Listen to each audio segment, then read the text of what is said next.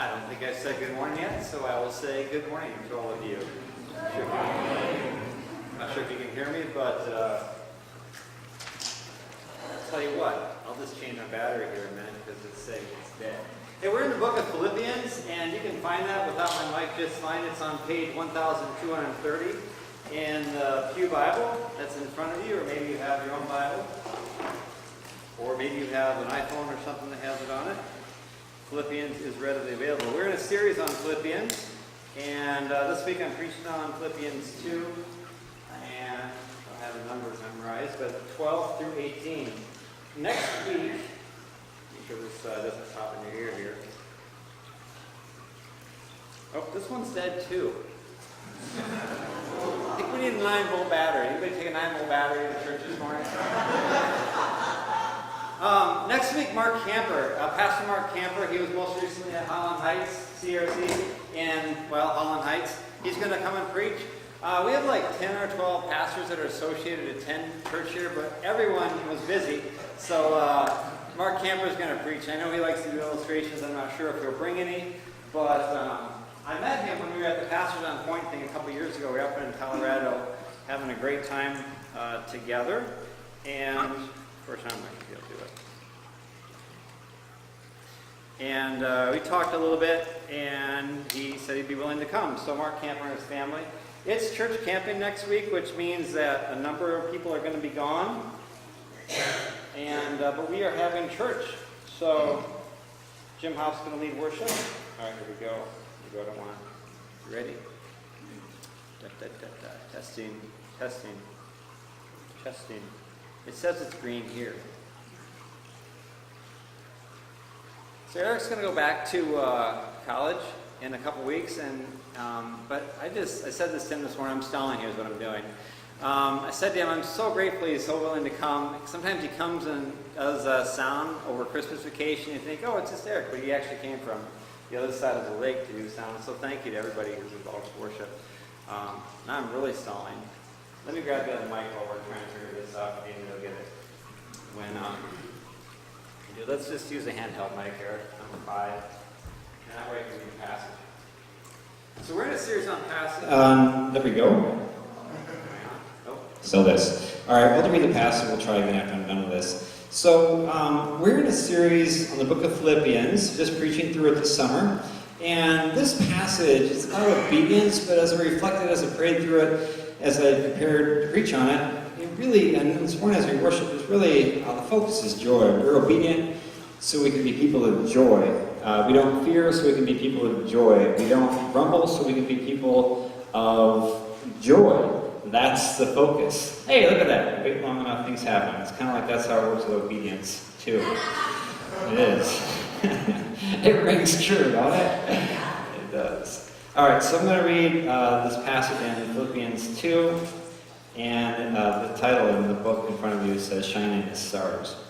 Therefore, my dear friends, as you have always obeyed, not only in my presence, but now much more in my absence, continue to work out your salvation with fear and trembling.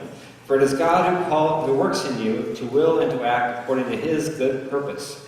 Do everything without complaining or arguing, so that you may become blameless and pure, children of God without fault in a crooked and depraved generation, in which you shine like stars in the universe, as you hold out the word of life, in order that I may boast on the day of Christ, that I did not run or labor for nothing.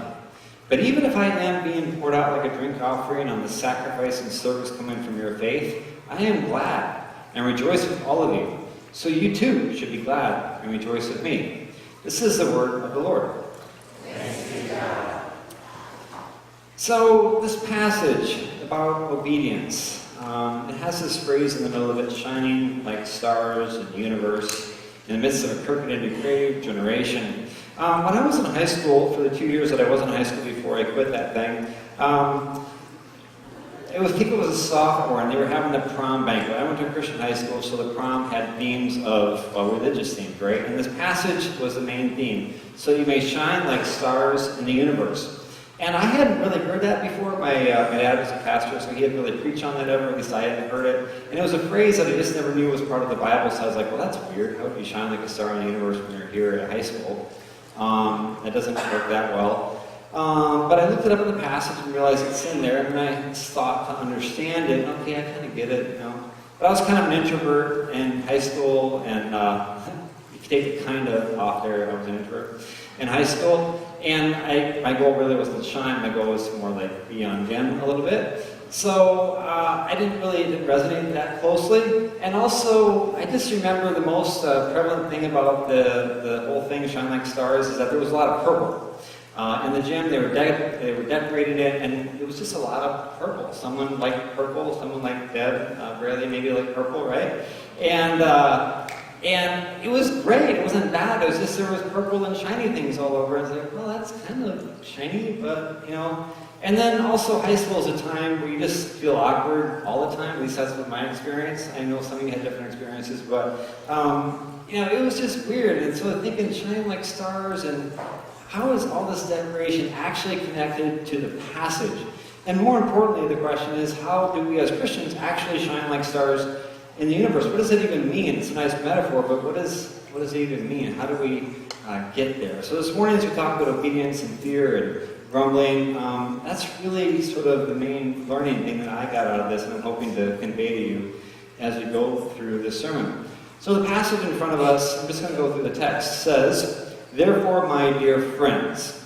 This is Paul writing to the church at Philippi. And if you haven't been here the last weeks as we've started this series, I just want to explain that Paul is writing to his friends. They were always his friends. They weren't messed up like some of the other churches were, and he wasn't trying to like beat something into them. Some of the other books in the New Testament that Paul wrote, he started off saying to the Galatians, you foolish Galatians, who has bewitched you, right?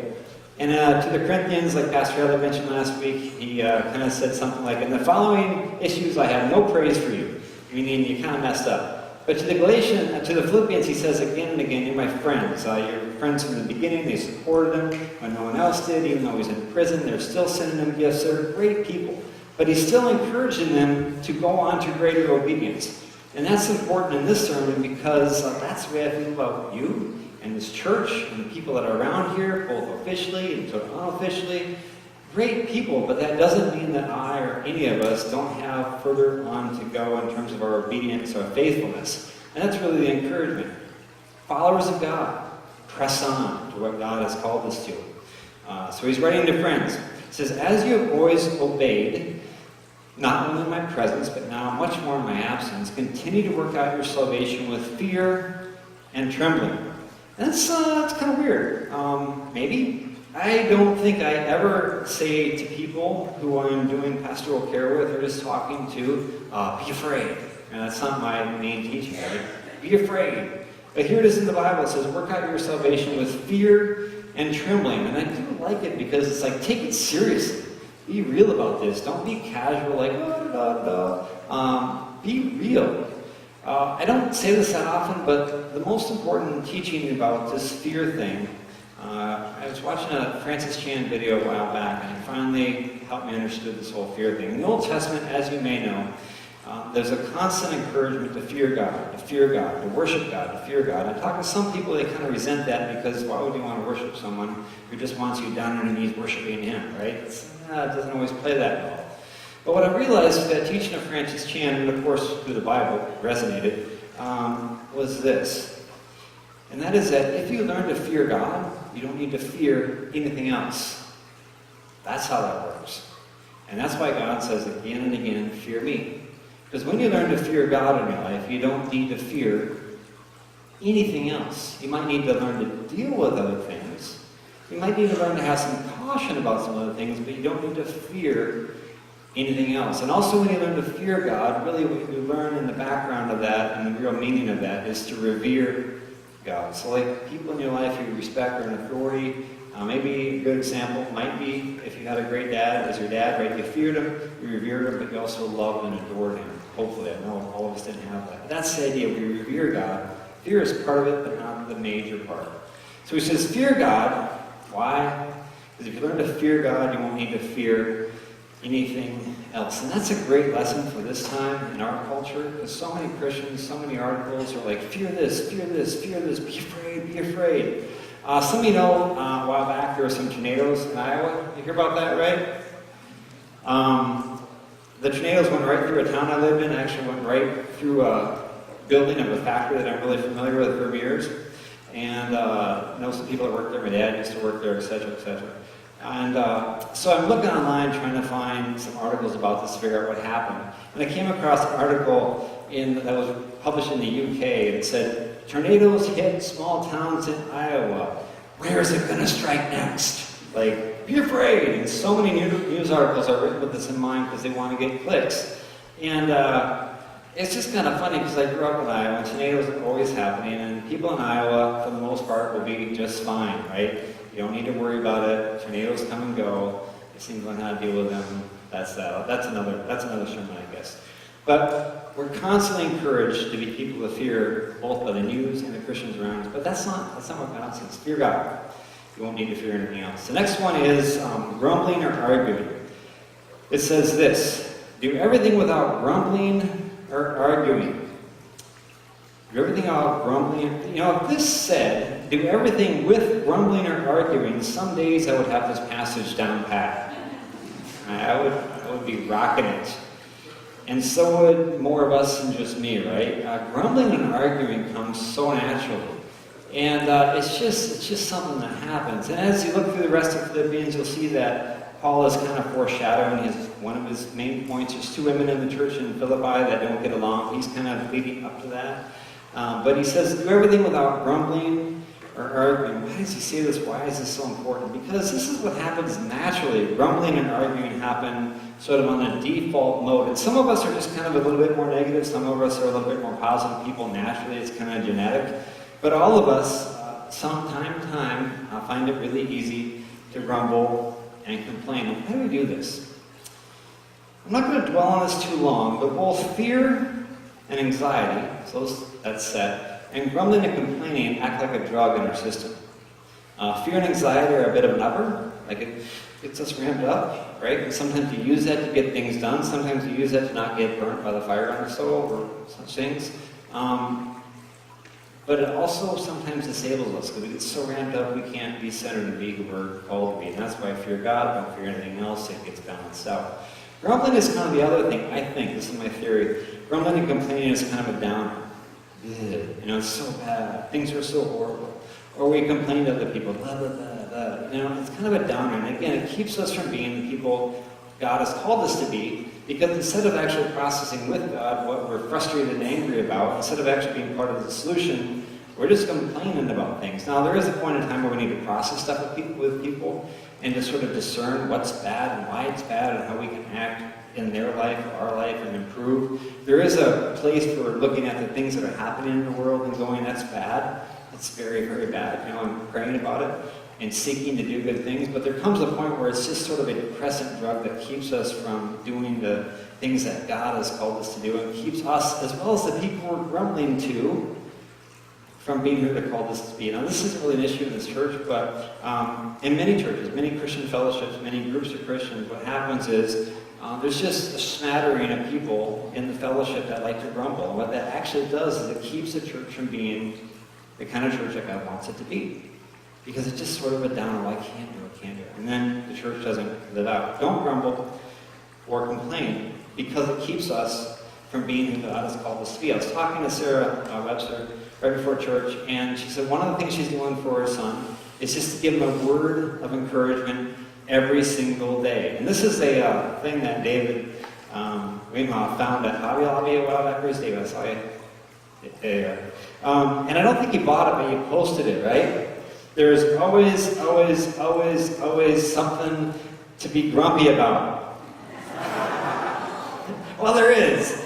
But there's also always something to be thankful for. And, you know, his point when he posted was like, you gotta find those things. And Sarah's point when she emails or talks to her son is, you gotta find those things. And as you find those things, you become, and the people around you become, who God has called them to be. That's Paul's goal here. He's not like just ragging on them, doing, saying some negative things, be this, be that. He said, I want you to be who you're called to be as people and as a church. And then so that you may become blameless and pure, children of God, without fault, and are crooked and depraved, as another translation generation, so that you will shine among them like stars as you hold firmly to the word of life. And there's that phrase, shine like stars in the sky. Shine like stars in the cosmos, in the darkness. So that you may be the people God's help will be. All right, so I need 4 helpers this morning who are willing to come down here. It's not anything terribly awkward. I just need 4 helpers to come down here, and your kids, adults. If you're tired of sitting, you come on up front. Thank you, Cynthia. All right. Awesome. I need one more. You know. Denise like, I'm not going to do it.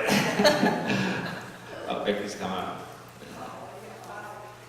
You know, there's, oh well, whatever. Alright, so I got these railroad spikes here, and what I want you to do is each grab one of them, and maybe one person grab 2, and just, how am I going to do this? Somehow you have to all walk down there, down the aisle, just walk that way. And what this is a walk of obedience. It's also a walk of possible chaos. So Moses, apparently you got to walk first. No, you got to walk down the aisle. Yeah. Well, there's that problem, yeah. All right. So this is what happens when you walk obediently, and sometimes it's hard to be faithful. You got to go down this middle aisle. I'm sorry. Just keep going. It's gonna do something here. Hopefully, turn off the lights now. Right? Just keep going. Just pull it. It's hard sometimes to figure out how we're supposed to be in life, but this is what happens as we walk the path of obedience. This is what happens. Like, our stars kind of rise up, and we don't take it too hot. And we shine like stars in the universe. This is what happens. And I was reflecting on this week, and this is pretty meaningful to me, because some days ministry and life in general is awesome, and you know God's working, the sun's shining, everything's beautiful, you can see people change, and proposals happen, and God moves, and it's awesome. And some days, it's like the opposite, where you're discouraged and it's hard, and what you expected to have happen didn't happen, and 4 or 5 crazy things happen that just kind of always put you a little bit off, and maybe you messed up bad and did something that you should have never done, and you knew you shouldn't do it. Maybe God told you to do something, you totally is like, I'm not doing that. Maybe things just happen in life, people dying, or a diagnosis, or just something really bad happened, and you go, man, I do not have the shining like stars thing down. But it's really struck me. It's really struck me this week, especially as I've thought about this. As we're simply obedient, this happens. It's our simple obedience over time, both as a church, but also as individuals, where this happens. And we may not feel like a star. And if we look at this, you know, some of them aren't even pacing the right direction. They're a little dimmer than I want. Well, this probably didn't maybe. Sometimes it's like those puns, like, oh no, I didn't want to do that. But this is what happens. Like, our stars shine as obedience. And I'm going to repeat it again, what Pastor Philippians Young said a while back. Now, God blesses those who obey His commandments. God uses those who obey His commandments, step by step, over time. None of us are perfect. But Paul's encouraging the church at Philippi to continue on, to press on in obedience, putting aside the natural things of life like fearing and fear God. Putting aside the natural things that we all do all too easily, like complaining or grumbling or murmuring or whatever the word is. Saying, be the person God has called you to be and press on to that future. So I'm going to let you put those railroad spikes down. Just kind of either hold on to them or loop them over the back of a pew there, and then we'll just let them hang there. And if one falls, it'll be a good diversion, I guess, right? It worked last night when I was practicing this.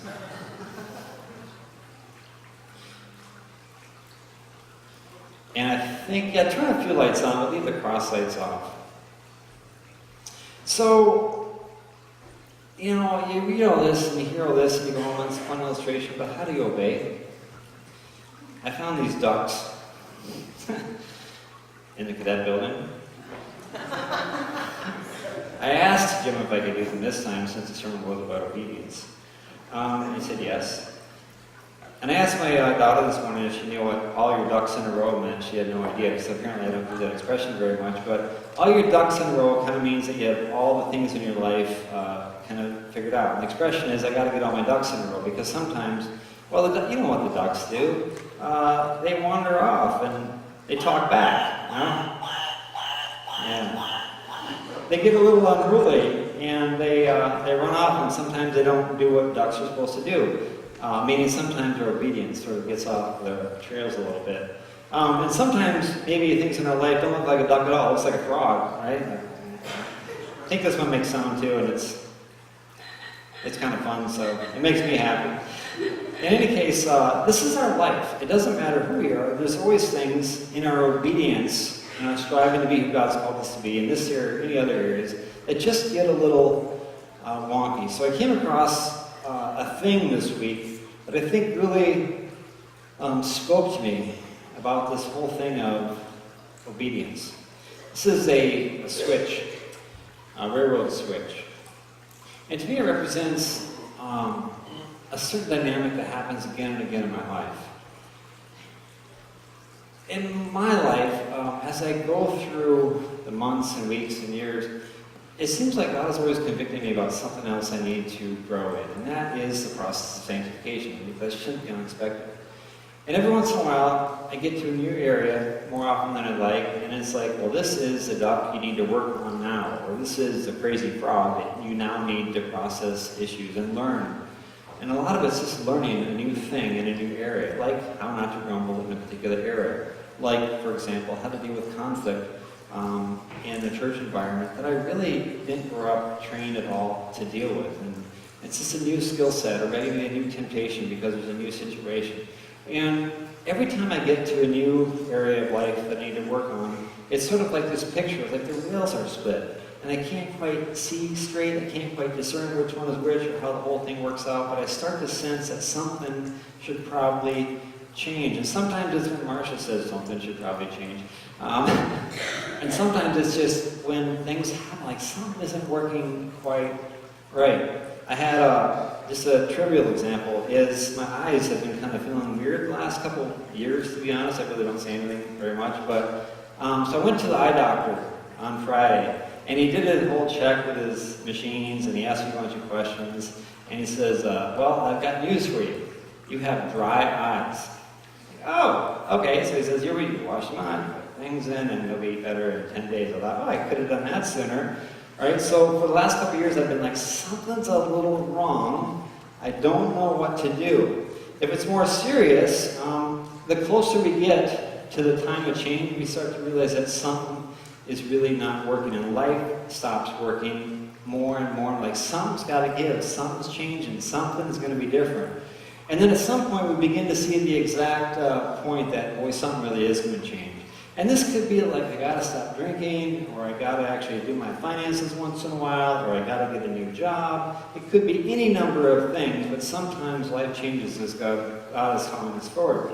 We get closer, and often there's a precipitating event, right? So often there's just an event, a thing that changes, and it's like heavy duty. Maybe it's an institution that we need to go to for a while. Maybe it's a counseling session.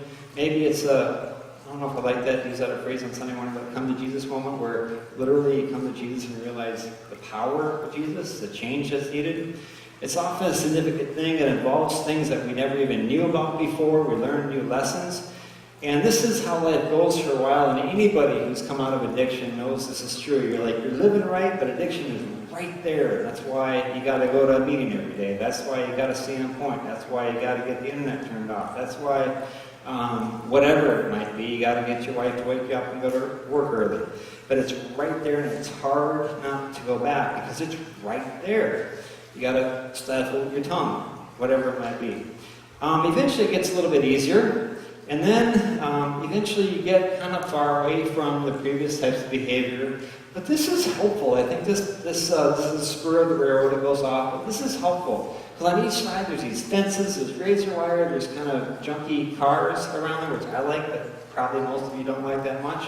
And the first year out of a dysfunctional situation is really difficult. The first year after you change your behavior isn't very fun because you're not in the future life that you will be, but it's kind of a time of transition. But even in this, there's incredible joy in leaving the past behind, and God moves when we give up grumbling, complaining, being fearful of the wrong thing. This is the point. Paul is inviting us into joy. Let me get my ducks out of the way. They're not in a row, but it works. So, the last part of this passage. Then you will shine among them like stars in the skies, hold firmly to the word of life. And then I will be able to boast on the day of Christ that I do not run or labor in vain. But even if I am being poured out like a drink offering on the sacrifice and service coming from your faith, I am glad and rejoice with all of you. So you too should be glad and rejoice with me. I like how we stand here. Look, I got nothing. Paul is not above some coercive conversation. He says, I got nothing. And he does have nothing. But I want to be able to boast on the day that Christ comes back of you, because that's what I have. That's what I have. God put us in this group of people here. He put us in a group of fellowship to do just this, to encourage each other, to build one another up, to take care of one another, to care for one another. He didn't put us in a group so we could grumble and complain and be fearful of one another. He put us in a group so that we could be Jesus to each other. So what I want to ask, says we have a brief time of prayer. What might God be calling you to give up, to change, to set aside? How might God be calling you to, out of obedience, allow a star that points to Jesus a little bit more directly in your life? It might not involve doing another thing, actually. It might involve doing less, so you can be with the ones that God has put you with. It might not involve giving something up as much as it involves taking something on. There's no sort of prescribed thing that this involves. I don't know what God's doing in your life, but I do know that God is willing to speak to each one of us through the methods of discernment, lead us on to be the people that He's calling us to be. And I do know that God wants us to shine like stars in the universe for His name's sake. Let's pray. Dear Father, thank you for your word. Thank you for your life. Thank you that the things Paul wrote by the inspiration of your Holy Spirit to the church at Philippi over 2,000 years ago, or almost 2,000 years ago, still speak to us today because they were written by your Spirit. And I pray that you be with each one of us. Some of us are just living life and it's a great summer and it's awesome and it's amazing and we don't have anything huge coming up. And some of us have very real challenges that we're dealing with, whether it's being set free from addiction, or whether it's a physical challenge like a car or a house that we need. But some of us have very real things. We pray that you would help us to break free from our past and live in a new way. But I pray that us as a church, that we would be typified by this passage, that we would not grumble or complain, that we would fear you, that we would work out our salvation with fear and trembling, that we'd shine like stars so we could hold forth the word of life to each other and to everyone around. And we pray that we would be the kind of people that encourage one another and build one another up for the sake of your kingdom, and that in fact you would equip us by your Spirit to shine like stars in the universe. In Jesus' name we pray. Amen.